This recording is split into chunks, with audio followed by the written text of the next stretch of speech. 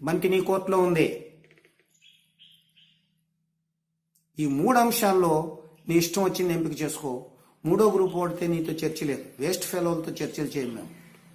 2వ గ్రూప్ వాళ్ళతో తలపొగరుంది. నా పొగరో నీ పొగరో తేలిపోవాలి. 1వ గ్రూప్ వాళ్ళు సత్యాన్వేషి.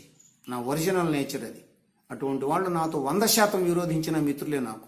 ఏది సత్యమని తేలితే అతను స్వీకరిస్తాడు, సత్యమని తేలితే నేను స్వీకరిస్తాను. నా ఒరిజినల్ నేచర్ అదే. ఈ దిక్కుమాలిన వాళ్ళు గుంజితేనే 2వ గ్రూపు నాకు. ఇది కూడా నేను చెప్పాను, నా స్వభావం సత్యాన్వేషణేనని.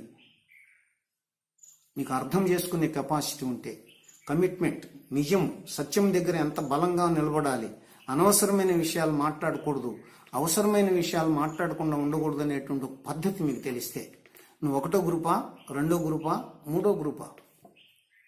నువ్వెందుకు 3వ గ్రూప్ కింద చేరిపోయి